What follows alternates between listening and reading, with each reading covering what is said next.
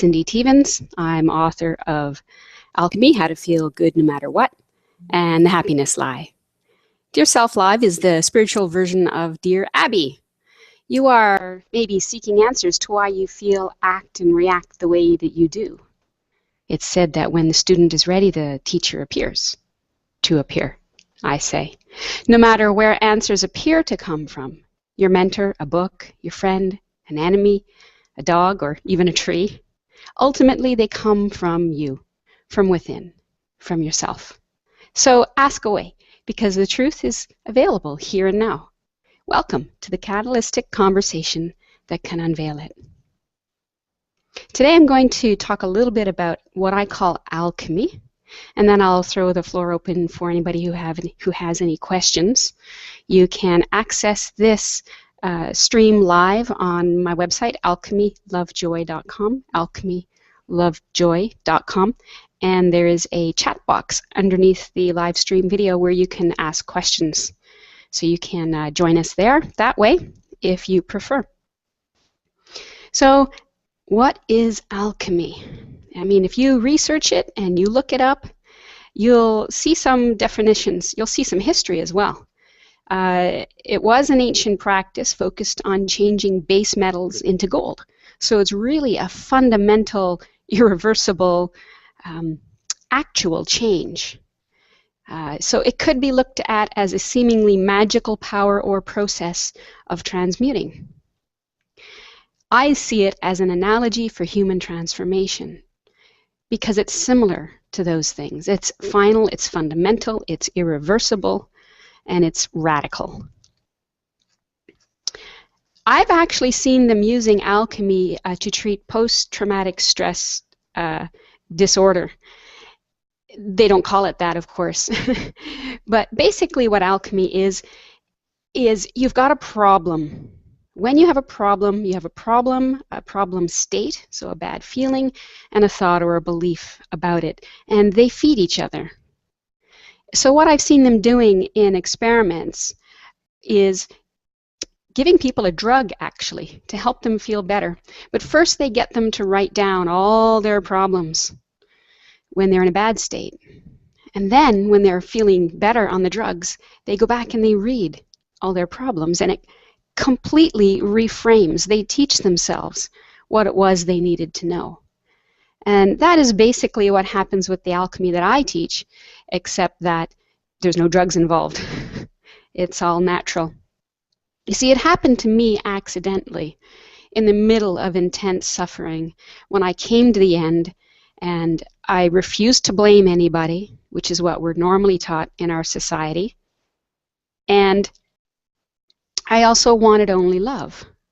So I refused to blame anybody verbally, mentally, not with thought, not with speech, not with energy. And I didn't know what to do because we're not taught any other option. In our society, primarily, we blame something, person, or event. And I call this the happiness lie, the belief that something, person, or event caused your pain or caused your problem. And we have that belief because we also carry the other side of the coin, which is that we believe things, people, or events caused our happiness. It is such common speech to say, he makes me feel good, or she hurt me. You can't make somebody feel good. I have an image like a robot that you go up and push, the feel good button. All right, and now they feel good, or you press the feel bad button and now they feel bad.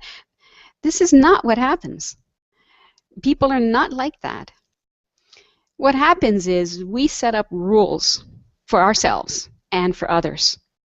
And when those rules get violated, we give ourselves the command to hurt. Believe it or not. I know it's insane, it sounds crazy, but that is what we have set up operating because we believe that things, people, or events hurt us or make us happy. So alchemy is a technique to expose the lie by using the truth. And that enables you from a good state to realize the truth, that you can't when you're in a bad state. Because when we are in a bad state, we become blind, deaf, and ignorant to things, people, and events around us. That's why we call it a blind rage. That's how someone can just cut somebody off on the highway. They may not even be aware of it.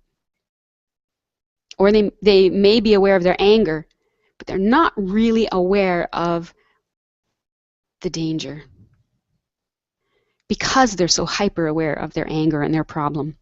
This is a contraction of attention, intelligence, energy, and it's painful. That's why it hurts. And the opposite of that would be an opening. Just an opening, an energetic opening. And when you open, you can no longer believe the things you believed in a contracted state. So people try to use thinking good or positive thinking in order to make them feel better, in order for them to have a better perception,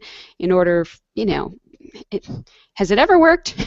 I tried this so painfully, so intensely, so severely back before I discovered the power of joy that it was excruciating. I thought, what's wrong with me? How come I can't do this right? How come everybody else says this is the thing to do? But the thing is, people are saying that, but it's not working. People say a lot of things. They say that other people hurt them, and it's not true. They say that other people make them happy, and that's not true. And that's actually good news. Because we have these ideas that people make us happy, we limit our happiness for that person. We attach our happiness to that person, to what they do, say, or don't say. And so it really sets us up for a lot of trouble. And it's not love. Sometimes it's mistaken for love. It sounds so romantic. Oh, you'll be for me what I want, and I'll be for you what you want. And it's just a train wreck waiting to happen. True love is open. It doesn't have rules and regulations. It never feels bad. Well, it's the only love there is. If it feels bad, it's not love. Let's put it that way. So why do people not know what I learned? Because they believe the happiness lie, and because they haven't experienced what I learned. When I experienced what I experienced, it completely disjointed what I had been conditioned with and what I had learned. It completely blew mind away because they couldn't coexist. Mind was saying, if this happens, you have to hurt. And I wasn't. Suddenly, in the midst of pain and suffering, I wasn't. I was happy, I was joyful, I was blissful, actually. And something had to go. Either the belief that I had to suffer had to go, or the joy had to go. And I'd suffered so long, I was no longer interested in the pain. And I'd promised my dad, who'd suffered a lot, that I'd find a way out of this thing. And I only wanted love, joy, and peace for everybody, myself and everybody around me. It took some time to realize that, because nobody makes me happy, I also can't make other people happy. You can try, you can do your darndest, but have you ever tried to do that and something still went wrong and still they weren't happy with you? That's because they don't know the truth. They don't know the truth of what's causing their pain, what's causing their joy. And so you can have compassion for that because you've been there, done that. I can now. So I never take anybody's problem with me personally because I know it's not about me. It's about them. And then you also have to come to the point of accepting you can't do anything about it. And that makes sense, actually, because, if you could do anything about it, that means you have some kind of control over anybody. Would you want anybody having that kind of control over you? No, I don't think so. So It's not just respect, but a joy that we each have our own responsibility, our own authority over our lives. And the sooner you step into those shoes that you're already wearing, whether you know it or not, the more joyful and peaceful your life will become.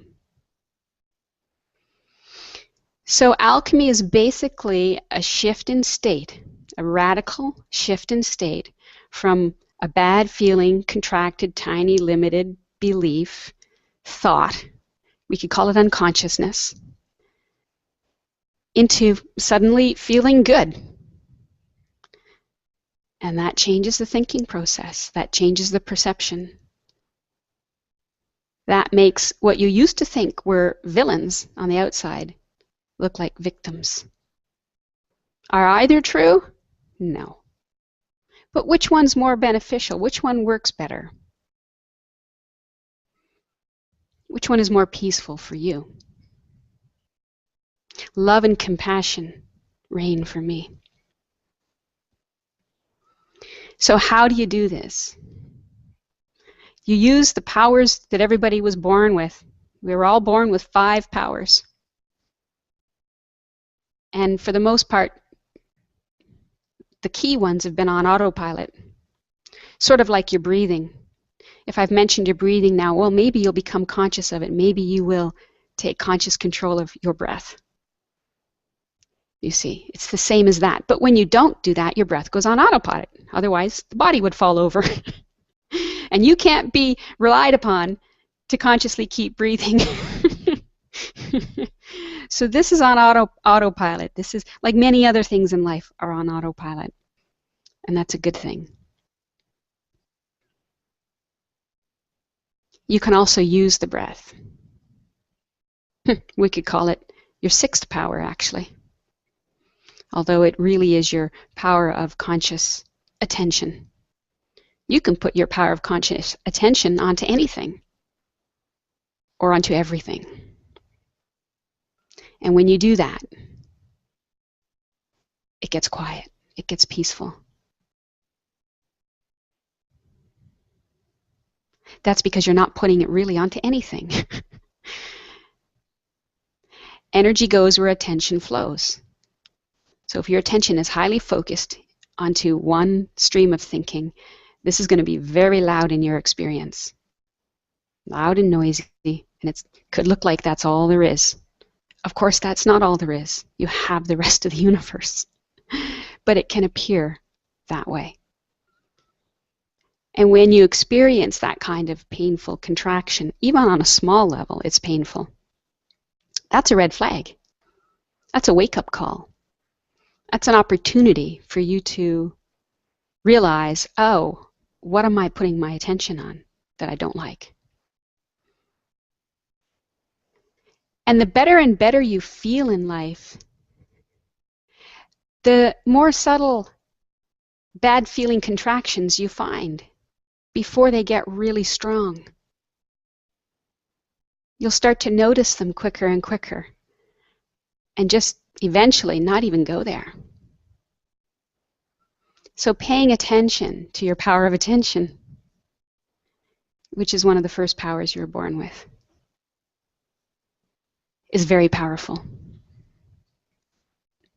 Noticing what's actually going on in your experience, in your direct experience, your sight, your touch, your taste, your hearing, the sensations, as opposed to the stream of thinking. If you did just that, already your life would be happier, more peaceful. And this can become your habit. Your habit has been to ignore your power of attention. And it just goes on whatever is the next biggest thing that pops up. Quite like a 2-year-old. But you're an adult. And you can be aware of everything simultaneously without eliminating anything. And when you contract your power of attention, that's what it seems like you do. You eliminate the rest of experience. That's how you can sit on a foot for half an hour and not realize it, and then get up and fall over and ow, ow, ow, with painful tingles because your foot fell asleep. But it actually wasn't your foot that fell asleep. It was you who fell asleep. And your foot suffered the consequences. So you can actually eliminate in your experience, in your conscious awareness, a body part. How much more can you eliminate other information, knowledge, wisdom about yourself, about others, about the situation at hand?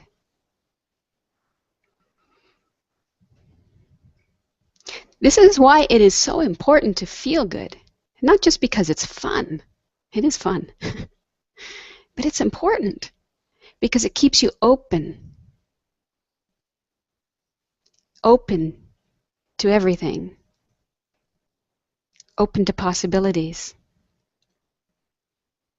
So what happened to me is I discovered that we have this capacity, in spite of what mind says.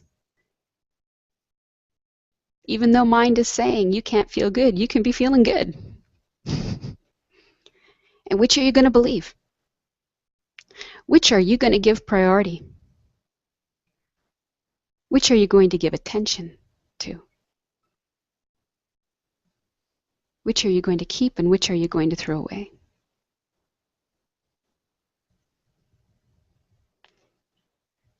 Seek joy. Choose joy. Because the secrets that it holds are unfathomable. So I followed this joy. Followed it. I felt it. I stayed with it. And when you don't let mind go out onto thoughts and things and feelings and people and events, then really what you're doing is you're keeping your power of attention on yourself. And what is yourself? If you look for yourself, you'll find a body. It's not yourself, you know that, because you're aware of it. You can't be that which you're aware of. You'll find the body, you'll find the senses, you'll find the hearing, touching, tasting, feeling. And you can't locate any of it. Which is why it's so open when you put your power of attention into the senses. There's no place for it to land. No single place. Because there is no single thing. So staying very open, using your power of attention, is, you'll notice, joyful. There's a life energy. And it's very peaceful and very safe here. And when you start staying here, you start to notice how unsafe it is elsewhere. And that will help your practice of continually staying with the senses. So, why haven't people discovered this? Because they're busy believing the happiness lie that things, people, or events make them happy or unhappy. And because, therefore, they go out trying to control things. Make things, just so. Arrange them just so. Get what they want. Prevent what they don't want. They're so busy doing this. There's no room to learn anything else. There's no possibility for anything else. And the challenges they face, even if they hear this message, is that we have been taught in so many ways, conscious and unconscious, through media, school, family, friends, siblings, the happiness lie, that things, people, or events make us happy or unhappy. And there are strong unconscious beliefs, like I'm a person with a problem, or I'm a body with a problem. very strong unconscious beliefs that aren't really seen and don't really come to the forefront until you start to practice alchemy, actually.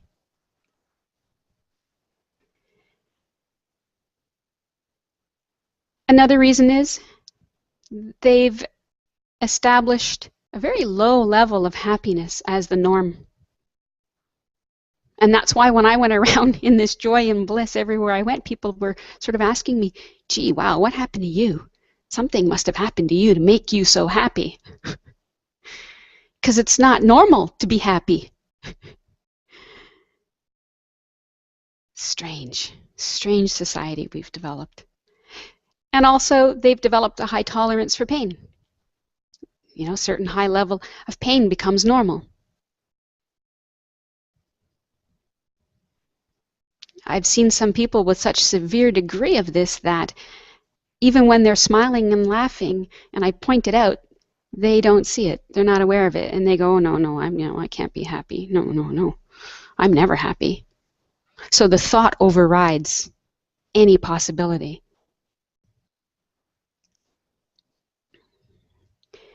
Another challenge is that people are really, really super good at knowing what they don't want.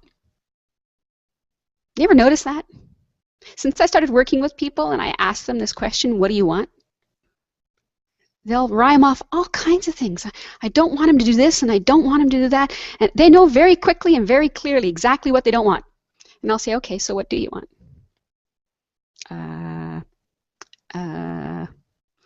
Gee, I don't know. It takes us some time in the beginning, for many people, most people, to find out what it is they do want. So why are we stating all the time what we don't want? Because we think the outside caused our bad feeling. And so we have to deal with it. If we can figure out what we don't want, we can fix it. And then we can be happy, right? Oh, can you say bass backwards? I'm sorry. Is that allowed on the air? Oh yeah, it's my program. I can say it. But seriously, how are you going to get what you want if you don't know what it is? This is just a wee bit insane, don't you think? And again, the opposite of that, another challenge is people don't know what they do want because they're so good at knowing what they don't want. And they're out of practice with feeling good. That was another one that I mentioned. And probably the biggest challenge that people have with this is that everyone else around them believes the happiness lie. Everybody walks and talks like this is true.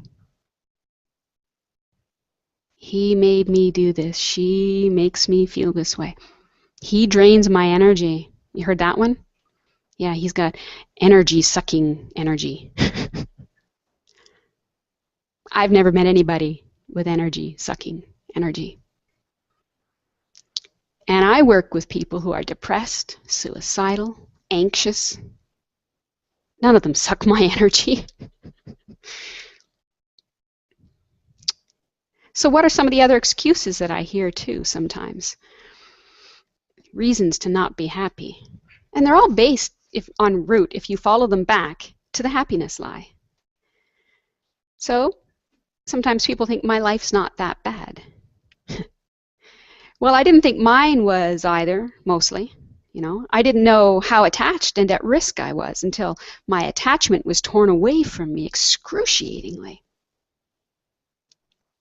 Thank God it was. And I didn't know how limited I was. Because one of the effects of believing the happiness lie is that you attach good feeling to objects, things, and events.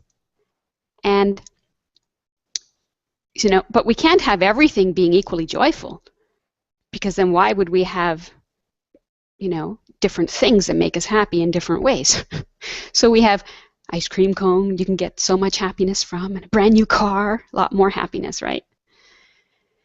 And on and on and on. New partner, new house, $1 million, yada, yada. But there's not 1 ounce of feel-good in 2 tons of metal of a brand new car. Not 1 ounce. And if it were there, it wouldn't do you any good because it's not in your body.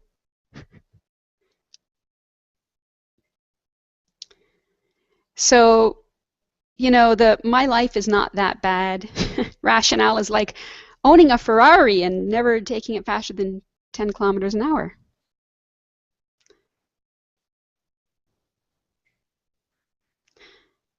Some people think sometimes we need pain. Well, maybe we do. Sometimes we need pain to wake us out of our stupor, to give us an opportunity for something else. Sometimes people are lazy. They say, it's too hard. Really? Well, how hard is it to suffer? If it takes you 15 minutes, 30 minutes, or even an hour to shift your state, is that still better than a days and weeks or a lifetime of suffering? Then there's resistance. Gee, do I have to watch every thought? No, just notice how you feel, good or bad. And that will let you know when you're off track. Everybody can do that. And I love this for guys because it's not about feelings. We don't get into feelings. Those are thoughts anyway, you know. It's just, are you feeling good? Are you feeling bad? And some people think it's too simple. Can't be true. Yeah, well, that hit me too. Alchemy is powerful because it's simple. Easy to remember, can be done anywhere, anytime. And it's simple because truth is simple.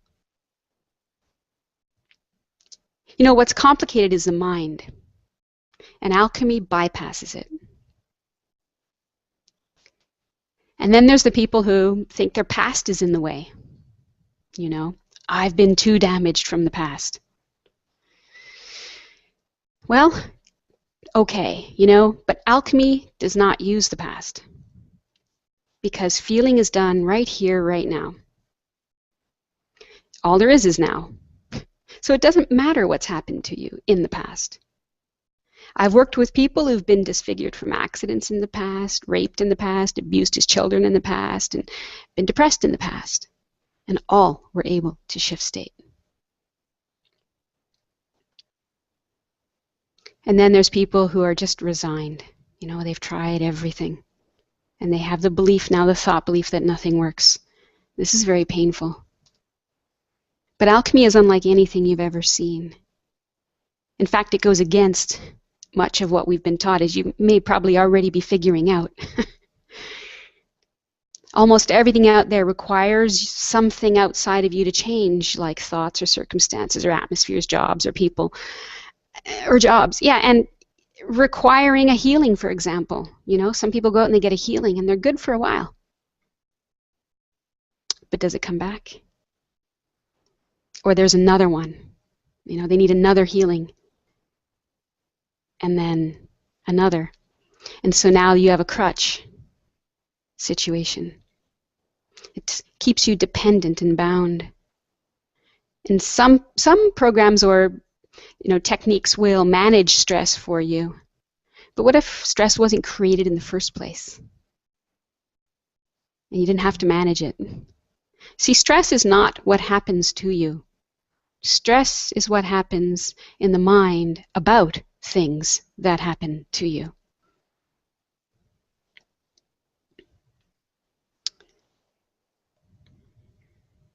And then some people, they think their situation is different somehow. But while circumstances always vary, the mechanism of suffering is the same for all, no matter what. The circumstances or the events don't actually hurt us. It's our believed thought feelings that do. And therefore, you can end mental emotional suffering. That's good news. And some people think we need pain to motivate us. To have the idea that you have to have pain in order to feel good, it just doesn't make any sense. If you never suffered again a day in your life, I don't think you'd suffer from it. Using alchemy, pain can be used, yes, we use it to notice when we've gone off the tracks, but we don't stay there. It doesn't do any good to stay in pain. It's very bad for the body, mind overall. It's kind of like a child who falls on the floor. They don't, yell and scream at the floor. You ever see a child do that? No. What do they do with the floor? They push off it. They use it. And they carry on, keep on going.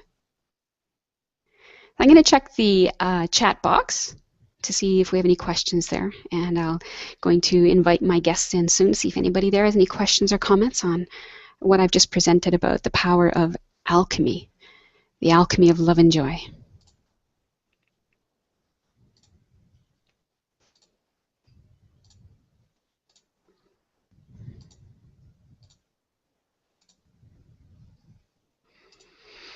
Okay, we've got nothing written on the chat box, so I've just brought in my guests. Anybody have any questions, comments that they have that arose during that little discourse on the power of alchemy? If you do, go ahead and unmute yourself and feel free to join us.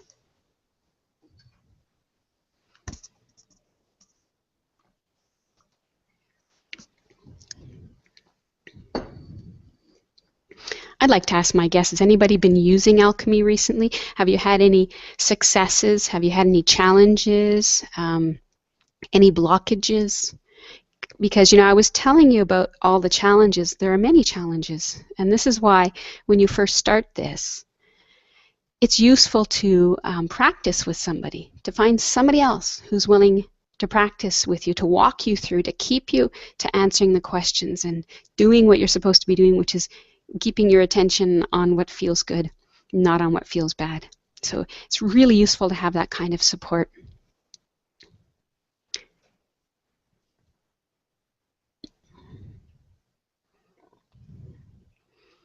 Yeah, everybody is quiet today, still contemplating.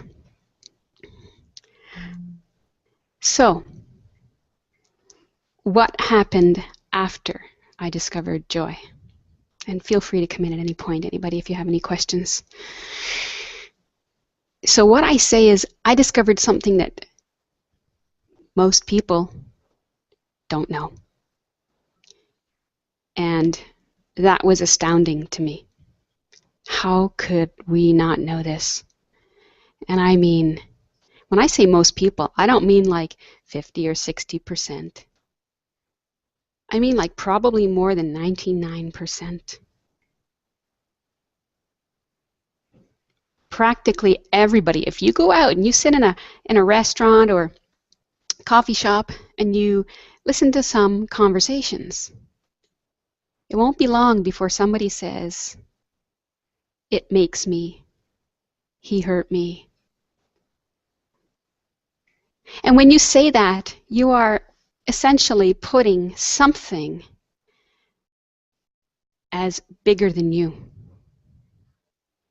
So you are at effect of something bigger and more powerful than you. That's how you're putting that there verbally. It's not true actually. It can never be true actually. If you didn't decide that that person hurt you, you wouldn't hurt.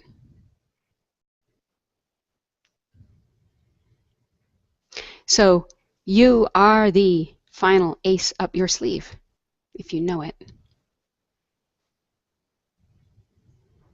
If you didn't decide what somebody said hurts you, you wouldn't hurt.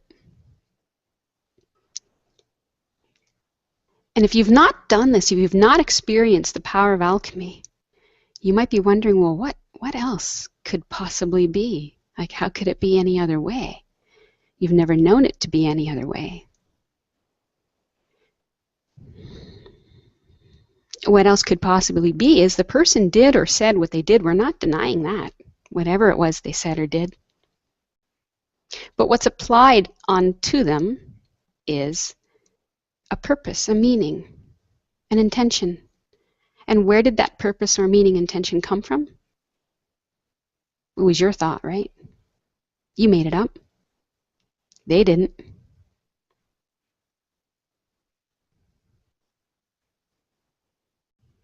They didn't say these words.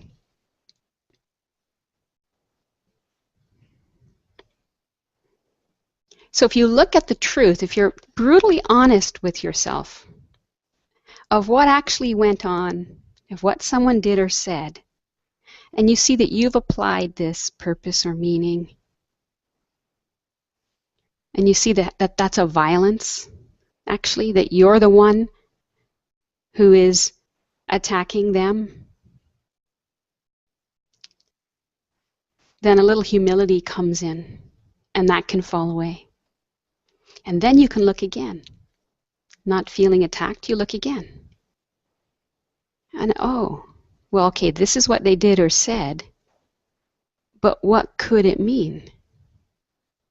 What else could be true than your mind read about it?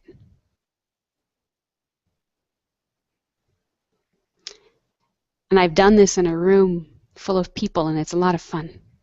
And I go around the room and I ask everybody, what else could it mean? What else could it mean? And for everybody in the room, we can get a different idea, a different thought, a different mind read. And some of them that come up, I couldn't possibly have imagined, because they're just not in my model of the world. Somehow. I wasn't taught that, or I don't think that way. And then if you ask the actual person that you're blaming, what was their purpose or intention? 9 times out of 10, you'll get an answer you couldn't have imagined.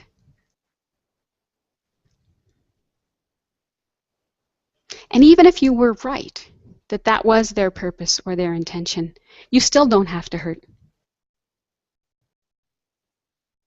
So what? Their purpose or intention has to do with them. It can only hurt them. What's hurting you right now is your purpose and intention. Your purpose and intention for blaming somebody. Because this is bondage. You bind yourself.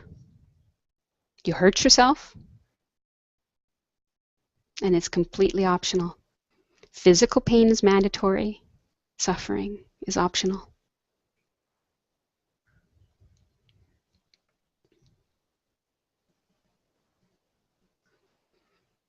So what happened after this discovery of infinite, unlimited joy within? When you tap into that, it transforms your perception, your mind read, your belief, your experience, your behavior, and your outcome. Transforms all of it. You become peaceful within, joyful within, because your natural state is joy. You were born a bundle of joy. And so when the false leaves, the natural light shines. And it's very safe and very secure. And we have a question on the board. Okay. When was the last time you forgot you were perfect oneness? When was the last time someone pushed your buttons? Do you ever slip back to ego thinking even a little bit sometimes? So I'll answer the first question. When was the last time you forgot you were perfect oneness? Okay. I don't hold the idea that I'm perfect oneness. Okay. Oh, we have another question over there too. Good. With the direct seeing, what's lost is, and it's not a gain, it's a loss. What's lost is the idea of yourself, the I, as a separate being that has a problem. And so, you know, even when I pick up a glass of water now, and this wasn't before, but when I pick up a glass of water, I know that this is an experience of me. Every experience is an experience of you. There's no me, there's no you, there's no separation. This is my experience. So, can it be forgotten? No. The next question is, when was the last time someone pushed your buttons? If there's no I, there's no buttons. Does that mean I don't have mind reads? No, I have mind reads. Mind reads will come up. All a mind read is a thought, a habitual stream of thinking, or a thought stored from your hard drive that was put on there a long time ago. Like, for example, the thought, that's sarcasm. So that thought, that sarcasm is stored on the hard drive, and it is connected to other words and sounds and mannerisms. And when I see someone who appears to have these sounds and mannerisms, the thought might be triggered, that's sarcasm. So I can hear this thought, but I know it's just a thought on the hard drive. I know it's an option that the brain spews out, because that's the brain's job, to spew out thoughts as possibilities, as options to you. And it does a brilliant job of that. Something like 40,000 thoughts a day. Yeah.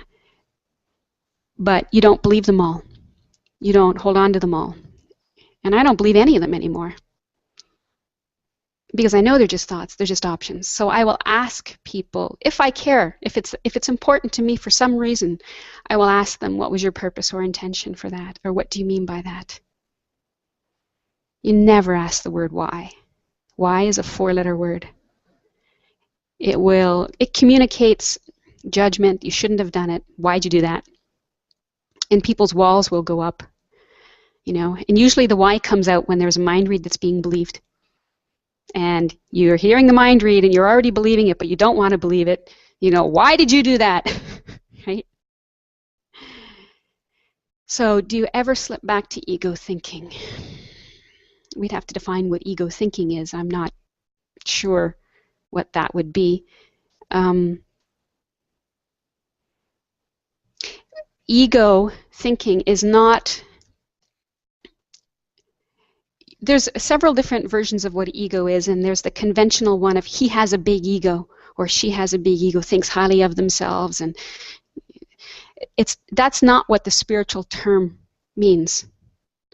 There's that level, but the spiritual level means that you identify with the I. What is the I? The I is the idea of yourself as a thought.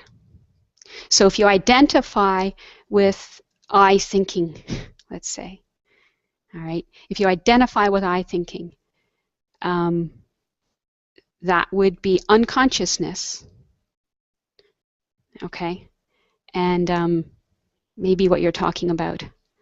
So I can sometimes entertain a stream of thinking.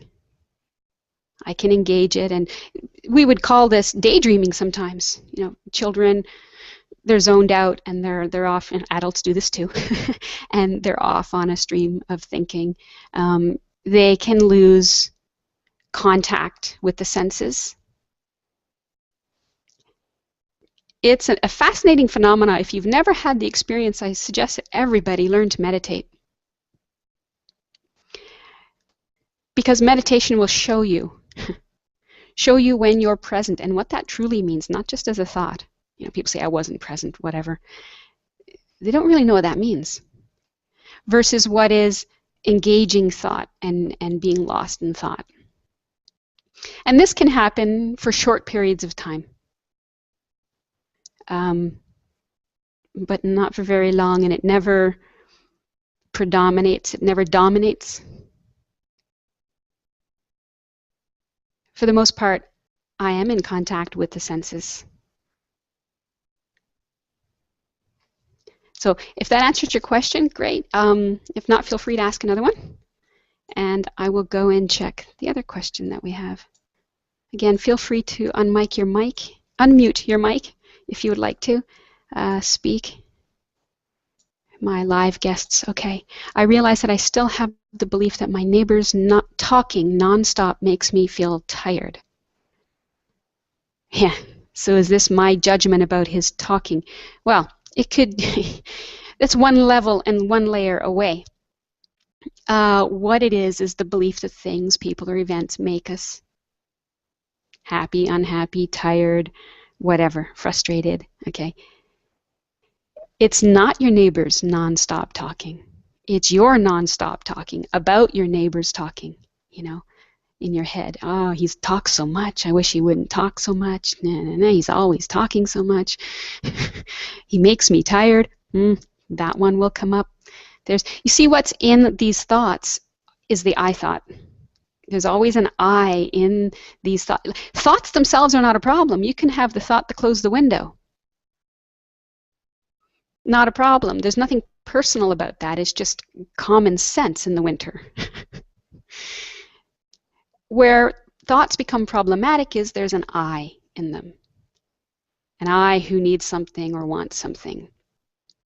Like my neighbor to stop talking. The thing is, as you're sitting, I'm wondering, if your neighbor's talking so much and you don't like it, how come you're hearing it? How come you're in their presence hearing it? You know, if you sit there talking to yourself nonstop about your neighbor's talking, will you leave the conversation?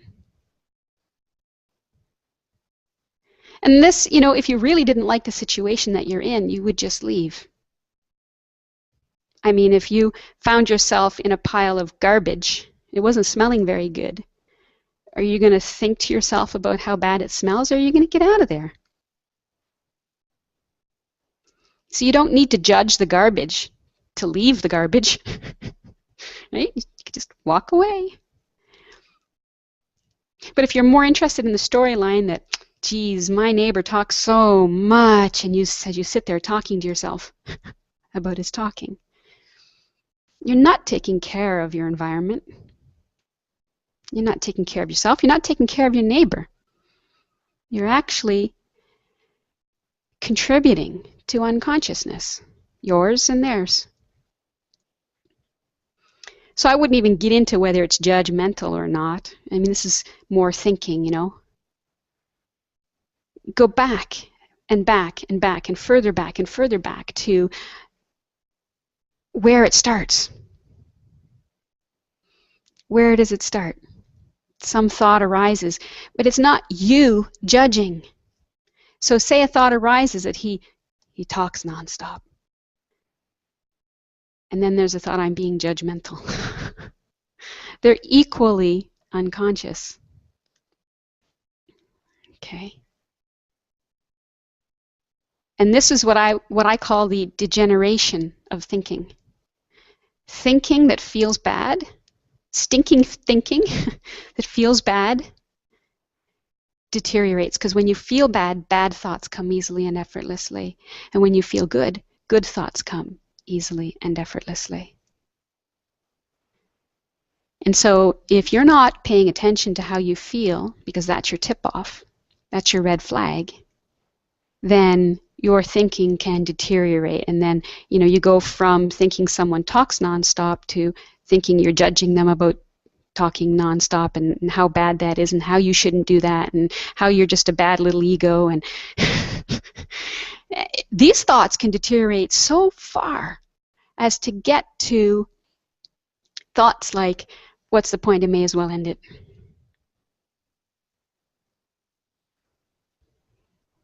So they're to be taken seriously, even when they're at just the point of, gee, am I judging him? If you use self-inquiry, you nip it in the bud. Who's the I who thinks they're judging him? Or use alchemy. Learn to use your 5 powers you were born with and the 7 questions to shift your state and shift your perspective and turn it all around and put an end to the I. It's false anyway. You don't need it. So I've spoken about the 5 powers. I've shared details on one. And I'm about to start a 4-week introductory course on alchemy. It's a teleclass, a private teleclass. And it'll be on Wednesday night starting on the 28th. And I've shared a link on the chat box website and also on today's live webinar group chat up at the top of the chat box. For anybody who likes to join, it's $47 for 4 weeks. hour and a half every Wednesday, and they're recorded. So if you miss one, you won't miss anything. I invite you to join me there so we can get really in depth with this and work one-on-one with some people to get using alchemy as a habit established as a baseline, make some breakthroughs, go beyond. If you have one or two experiences of how to use this to go beyond something, then you can use it to go beyond anything. Nothing can stop you. I know because I've been there. And I know because I know I'm not separate from anybody else. I'm not different from anybody else. I'm not special. Everybody has the 5 powers. Everybody has joy as their accessible baseline. Everybody can do this. It's just shedding the false conditioning that we've been living in, the false beliefs that we've held close to our heart as if they would somehow help us. But if we're honest, we'll see that they never have worked. They never have worked. There is a better way. And at first it will go against the grain. But it's a false grain. So let it go against it.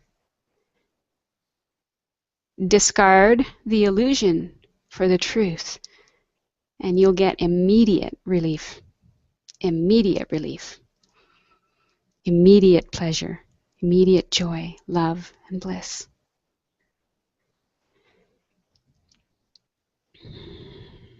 So we only have a few minutes left in this hour, so I will ask again if there are any remaining questions. I hope I answered those questions. Please give me a yes to those people if you're satisfied. If not, feel free to ask me another question.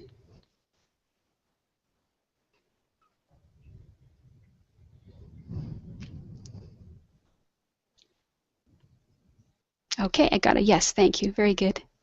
Thank you.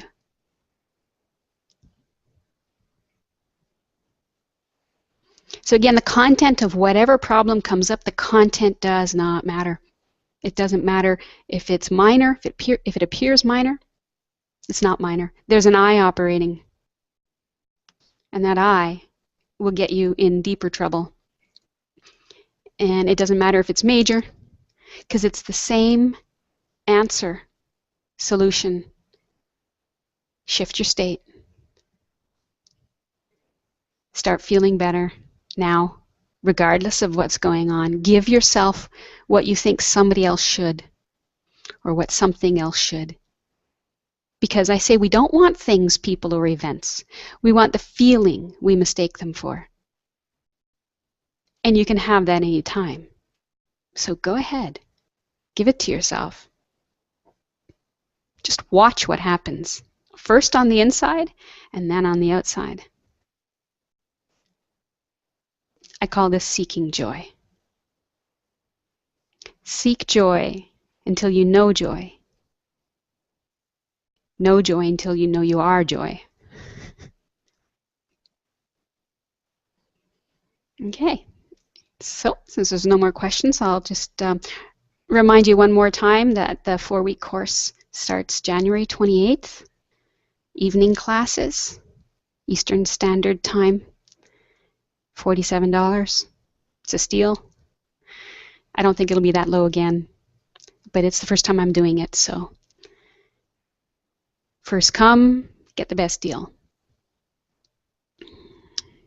And I'll wish you a very peaceful, happy, joyful week of seeking within, because everything you want is within. It's always and only ever been within. Turn away from the outside. Turn away from judging yourself also. That is also the outside. That's a thought that is outside of you. You are not a thought. So turn within. Stay there. And your natural wisdom will bubble up. You have everything you need. All the resources, all the wisdom, all the information. You don't lack anything. It's all here within. So look for it where it is and enjoy the joy just because you can. I'll see you next week, Dear Self Live, 3 p.m. Eastern Standard Time. Thanks for joining me. Thanks, Cindy. Thank you. Thank you. Thank you. Take care. Thank you. You too. Thank you.